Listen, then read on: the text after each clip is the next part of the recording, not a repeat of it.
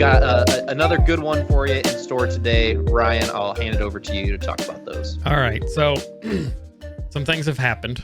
Some things. If people didn't notice, last week we didn't have a live episode. Most of that was because Ryan was out of pocket and not even anywhere that I really had internet connection. Might be. He could have telegraphed it and everything, but something happened, right? And during this trip, Ryan came back a different individual, and I originally thought it was because he dropped his phone in a porta potty. You know, it came to find out it wasn't that. There was one of the ones in like a national park where it's literally just a hole, huge pit. So I had to go in one of those. Then you had to have somebody rappel you down, like, okay, I gotta get it. Corey, hold my hand. It's got my cryptocurrency on it. I'm not leaving it. I'm not leaving. So what big news? No, you actually didn't drop your phone into the toilet. But what big news happened this week? Week. So we go pretty much, and it's been like 3 years in a row. I think Corey's birthday and mine are exactly 7 days apart. So if hers is on Friday, mine's on Friday. Hers on Saturday, mine's on Saturday. So for that, we've basically the past 3 years done a week-long trip, right? It's like perfect. Leave on her birthday, come back on mine, and just go explore. The past 3 have been national parks. We're looking to change that up next year. But anyways, we've been dating for like 4.5 years. I'm sure you can all imagine where this is going after mentioning that.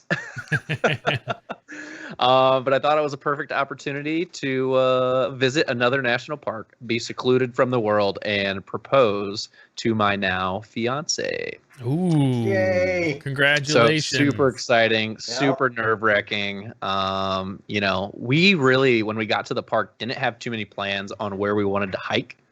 So I couldn't research before, what's some badass cool places with awesome backdrops and all this stuff. So when we got there, we walked around our campsite, and I was like, we walked around our campsite and we found this awesome spot, really cool right away. And I'm like, nailed it, this right here, because you can't wait for something better. And I'm glad I didn't, because it really wasn't anything new. So it was really cool. She loved it. Was not expecting it at all. It was super early in the morning, and we woke up from our tent. Didn't even brush our teeth. It was 5 a.m. Didn't even eat. Just went straight to this spot to get awesome morning pictures. which for people that don't know, Ryan is not a morning person. Yeah, and Corey loves photography, so I really got her out of bed for the morning pictures of the sunrise, which we did. We did that.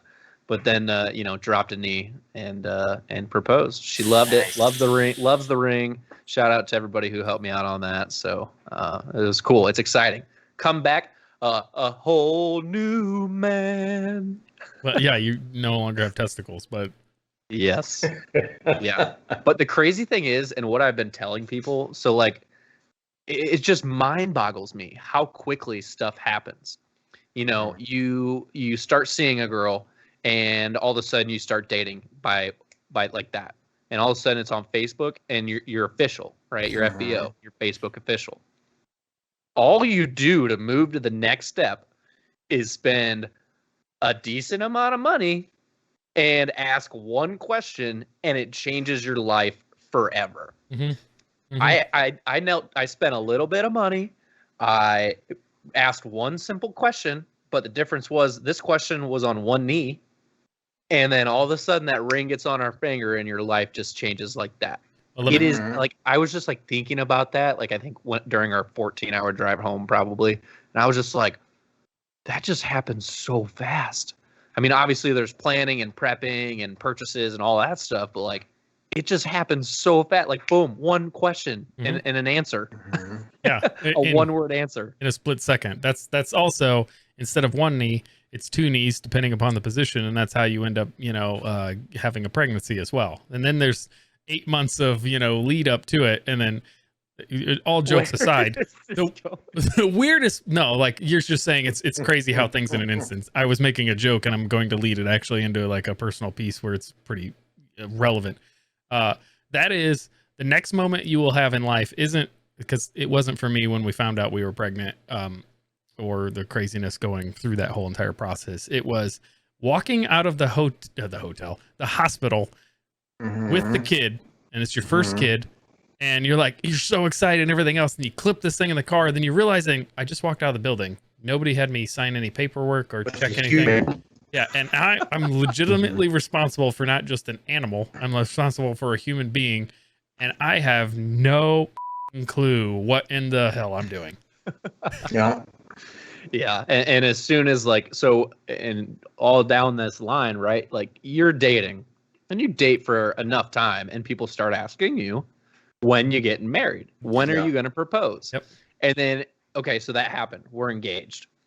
Then guess what? Not even a day later, not even like 2 days later, the very next time I see my sister, you know, obviously excitement, blah, blah, blah. Within that conversation and within that day, so when's the baby? So when's the baby? And obviously Ryan just had a kid, so it makes sense that that question would come out of excitement that, you know, the little one may have, your son may have a friend, a young friend, yes, to play with. Yeah, a member of the family that lives close, that is close to his age. Yes. And I obviously see that, but it's just like hilarious. Once you get engaged, everybody's over the engagement, and then the next thing happens. They're just like, when are you having a kid? Yeah. When are you getting married? Like, nobody cares about the engagement. They're just like, when you're getting married. Yeah, when you're getting married. And there's so much pressure on the when you're getting married thing, because like I feel like there's two complete camps. There's the camp of, I don't know, whenever, right? And then it's like a long time, or the camp that is like, let's just figure it out and do it as soon as we possibly can, right? And as soon as we possibly can, then there's two camps of that, of like, let's just go to the courthouse and knock it out. Andy, that's your story, right? Or there's how fast can we plan a wedding? And you're talking 4 to 6 months, right? Which is me. It was 6 months, you know, duration between that, and we were planning it in a different state, which made it even more crazy. But like, that's it. But like, everybody wants to know. It's like, I just made the biggest decision of my life by asking the question. Like, you think I got any time to try to figure out the actual day? Like, let me enjoy what's going on right this second. Yeah, it took me 4 years to ask that question. You're asking me when I'm going to get, when's the date? No, but I think, you know, it can't be like a year from now, right? Because if it's a year from now, it's going to be in June, and it's going to be miserable here. Yeah. Because it will be here, right? But so it'll be either before that or slightly after. So. Okay, we'll do it on a Wednesday, and then we'll live record it, and then. Oh yes. That'd be so fun though. Just live record and live stream the whole wedding. Yes. We gotta hire somebody to like be the announcer or something. Yeah, yes, and totally have like the perfect background voice and everything that can, you know. Hey, next up to the stage, Ryan Teeter. Yeah. So man, I was actually going to ask something else, and I went like 3 different versions into my head of something that we forgot to talk about in the pre-show, about setting a date. Because we were just talking about dates of your wedding, and hey, so I'm gonna go. Let's keep on the wedding piece just for half a second, right? So, as a guy that has been through the wedding, I cared about the wedding. I cared that the place, it wasn't in a shit hole, right? Of like where we were choosing to have it. But I didn't really care about most of the other things that came along. I just cared that, you know, Katie was happy about, you know, what she wanted. And she asked my opinion of things, and I was just like, So are you getting into that piece of like, well, what's your opinion on this? And you like really just don't care, and there's no right answer. It's that first awkward conversation. Yeah, I mean, it was funny because, no joke, like 30 minutes to an hour, maybe 2 hours. It was just shortly after, you know, I asked the question. Conversations like that are already coming up. I said, whoa. Yeah. It took me 4 years to get to here. Let's slow this train down. So anyways, those conversations have started to happen. We at least waited until we had internet. We at least waited until we got home so we could research stuff, not just on our phones and from a hotel room, right? So we already created an Excel sheet, started invitations of who we'd want to invite, how many people. Yep. Next week, we do plan on potentially going to visit some venues just to take a look, get costs, you know, all this stuff. And to your point, Ryan, I mean, I'll have opinions, absolutely. Corey in the relationship is definitely the planner, and she's really excited about it, and I am as well. But she is, she's the go-getter in the planning, so you're she's excited, going to be but you're tackling not- a lot of it. You're excited, but you're not the planner. We all know that. Yeah. Yeah, exactly. So this is kind of like Corey's lead, but again with my input, and I'll help out whenever I can. Yeah, so. it's one of those, like, you're not just hands off. It's just like I want what you want, like, right? Like, because like I could care less what color the flowers are. It's like no, it's like legitimate. I'm partially colorblind, so I can't even see it. So she did want orange and purple, or like a lavender type color for the wedding, and I'm like, can we at least do like a navy, please? Like, get the orange for you and like a navy for me. Yeah, both of those are your colors. Mm-hmm. Yeah, see, Nice. and that's one Nice. where it's like, hey, I only have a small mild opinion, and like if you want to steamroll me, like okay, whatever, I'll just make it work. But you ultimately don't want to look like Leisure Suit Larry, and you're or Dumb and Dumber. That's what I'm thinking, like with the canes, and, bright blue canes and bright orange. Yeah, for sure. So definitely exciting, definitely some big news. Lots of people, congratulations and all that good stuff. It's a exciting change in my life. Andy, before I jump to the next piece about us actually planning something, number one piece of advice for Ryan as a newly engaged. Don't do it. So for me, like, we didn't do anything traditional, right? We went to the courthouse. My wife was 7 months pregnant when we got married. So and I would be okay with the courthouse. I honestly would. I like looking back on that whole experience, I definitely feel like we missed out on the experience of going through it. However, I'm glad that we didn't, purely because we were given money instead. Mm-hmm. And so, if you end up doing whatever you do, and there's some sort of potential money that's given, or whatever, parents do, right? Everybody has something slightly different and some traditions, to take that kind of money and to not just, like we got married, we had a house, or we were getting a house, and like we used it for stuff for the house. Like, if I could go back, I would still do what we did, even though we missed out on the experience. But I would take that money and I would like put it to work for me. I would have invested it or done something a little bit more adult and forward thinking. And like buying a house, I mean, I look back at that as like, that's the thing to do. I don't know if I'd ever do that again. I mean, we have a home, and I'm married to the house for 30 years, so it's like, I'm not quite sure if I would have done that. So I think that, and then also we were married with kids, so we never got a chance to be married and do anything together. I highly doubt you guys are going to make a baby in the next 9 months, but be married and enjoy each other for a year or so, and then have a baby. Like travel. We worked with a gentleman, and their whole thing was to travel and do these extravagant vacations and then have a baby. And I think that's wonderful, but like, be married and enjoy each other before you bring some people in, because it's nuts. 18 and years. You learn a lot about, you learn a lot about the other person too. Cause like, you're all right, we've been dating, and then now we're married, and oh wait, now we have a baby. Like in 2 months we have a baby. So it was like this fast forward version of everything. But I would also tell you, don't wait too long to have kids. So only because when you start to do the math, you're like, okay, if we want to have 2, right? And like really plan out how far into the first one when you want the second one. Like, we were specific where it was like a year and a half to have or start for the second one, because then it's like no more diapers, brand new baby, so we tried to do that. But other than that, plus, like, when you get older too, like, I don't want to be 75 when my kid's going to like just getting out of high school or just getting out of college, or and that's a little drastic, but I definitely want to. All of that we've actually already talked about, to be honest. So no, that's great. Other than that, I think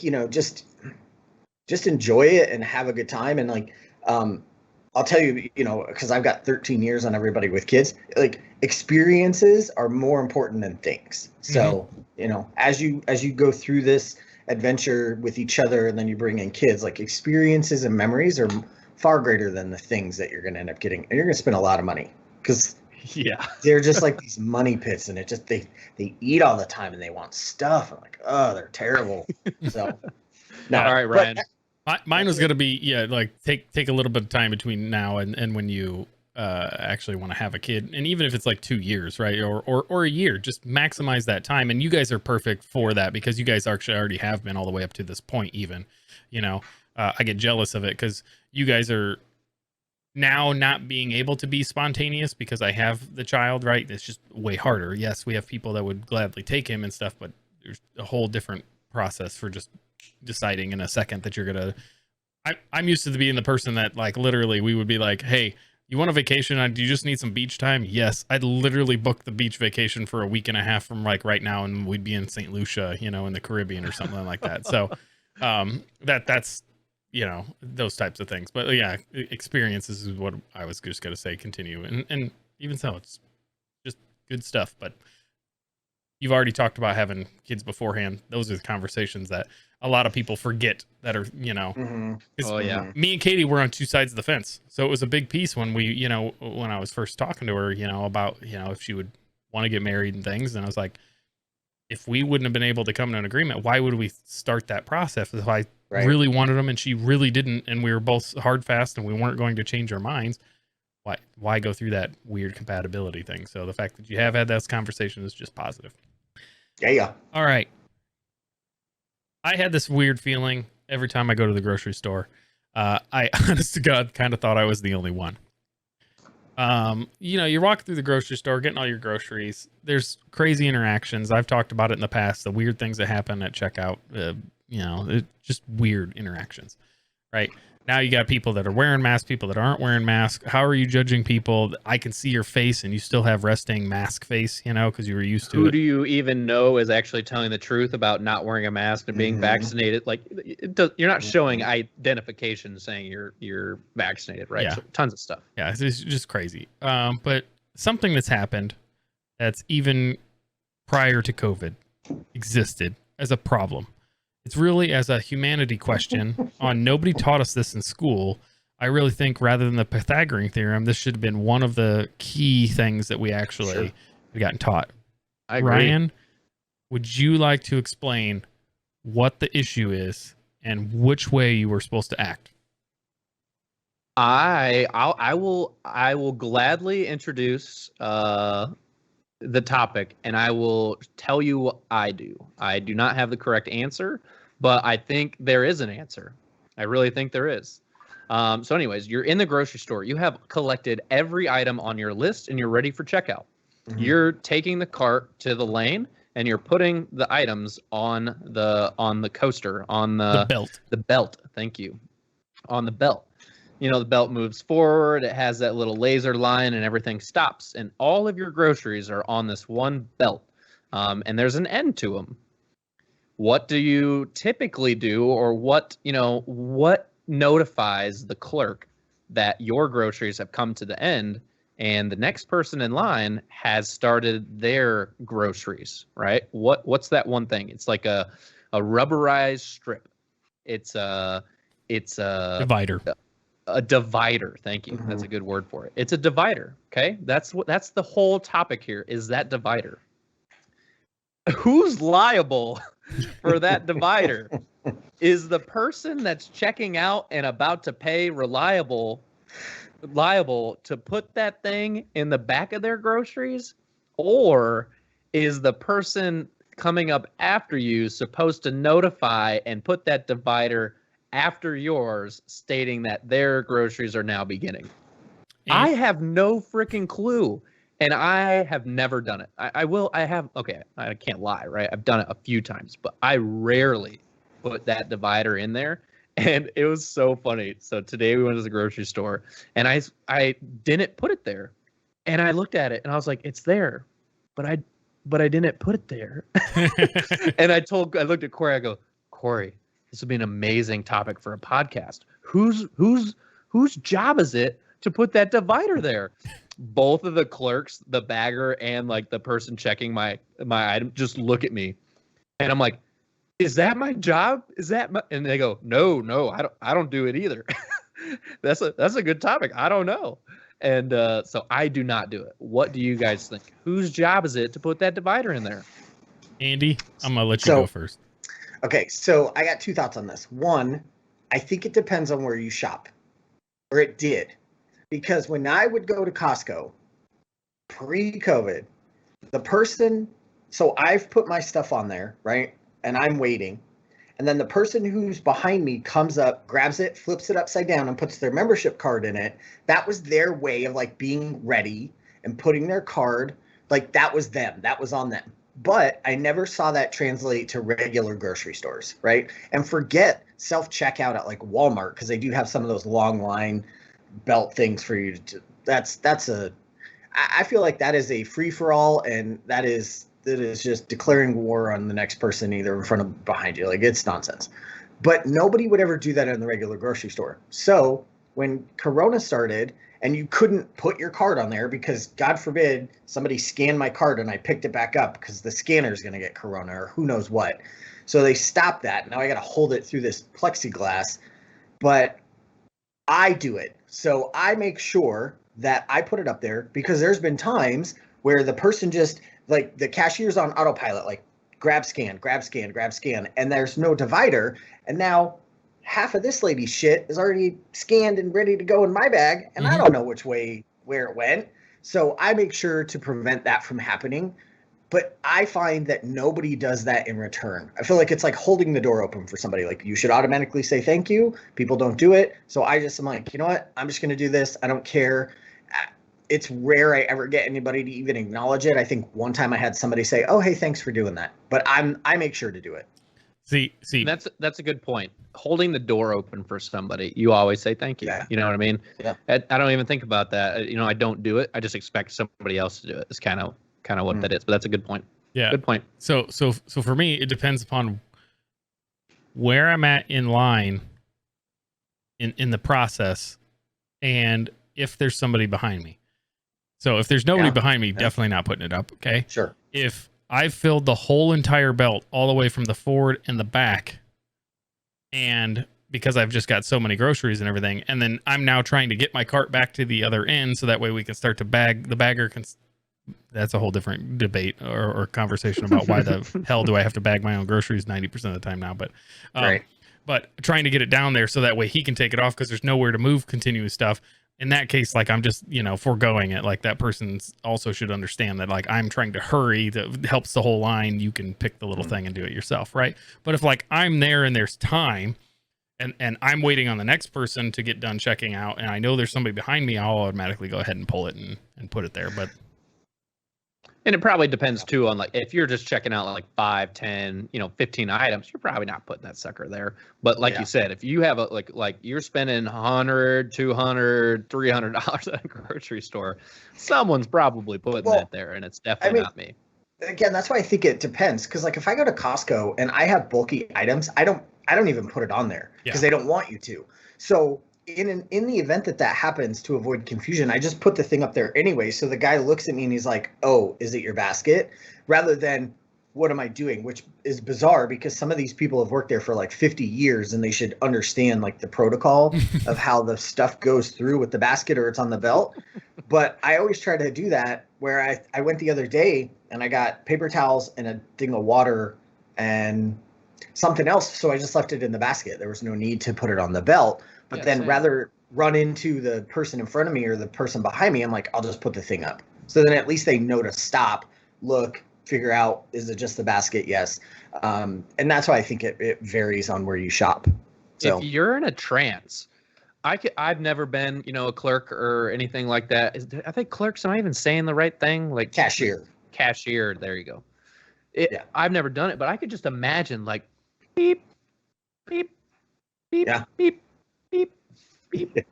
And then all of a sudden you're just like, you could be like listening to "Every day I'm hustling, every day I'm hustling, every day I'm hustling," and the beep, beep, beep, beep. And you're just like listening to this song, and then all of a sudden you just start checking other people's items into the other basket. You're just like, you're on a grind. You're on a mission. You're you're bored and you're just like not paying attention, right? Just like working out your whatever that muscle is right there, your rotator cuff, right? So anyway. I'll tell you, I worked at Walmart and I was a cashier, and there were metrics that you were measured on, and one of them was like this scan rate that you had to push through, right? So that's a movie. No, Yeah, it's the a thing, right? employee of the So- month thing. Yeah. Yeah. No way. And so you're judged on this like scan time. I don't even remember. This was so long ago. I was like 19. But you scan it, and then as soon as you take payment, you're supposed to like log off of your system so it like captured and calculated properly. But you're just like you just start going because you want it to be done, and you get in this rhythm of like, grab, scan, grab, scan, grab, scan, and like you just move it along the way. But at Walmart, I was responsible for bagging, so it's like you had this little rhythm, and you get into this like, what am I doing? And you're sort of lost grabbing people's groceries. Yeah, so that's why they created the divider, right? There's a clear reason why that divider's there. A very clear reason. So if you don't use the divider, F you. That's what I say. So F me. I mean, I don't put it there. That's not me. But I might start doing that now. It's like holding the door for people. You don't just shut it in their face, right? So put the divider there. Also, side note, put your damn carts away, people. Put your damn carts away. That's a whole nother. That's Ryan's rant right there, and that we're not going to get into that. But I'll jump on that bandwagon of saying, damn carts away. Can you please have enough cart corrals, and I don't have to walk 6 miles back to put my cart back? Like that's a whole different argument. Waves. Yeah, whole different. I've already walked your 30,000 miles inside your store. Can you at least have one thing in every row? Right, that's in the middle of the row, not at the end of the row. But also, why aren't we to a point with technology where the cart can just go back by itself? Why do I even have to do it? Ooh, that's true. I mean, so come on. Funny story. That's like some Amazon in their store. Yeah. That's like that stuff that they would work on. Very funny story. It's not even funny. It's just story time about carts. Very first job was working at Walmart. They hired me as a stockman. I can't say boy or man, stockman. So that's what I was hired as. If I told you that, you think I was extra stocking shelves. No, it was a cart pusher. That's my number one, what I was actually supposed to do. Okay. So they were just finishing a massive renovation, and we were becoming one of the biggest Walmarts in the country at the time because we were one of the very first super centers. Because they love to do those things in the Midwest of test things out. Because if it works in the Midwest, it's going to work everywhere. It's pretty much what they decide on.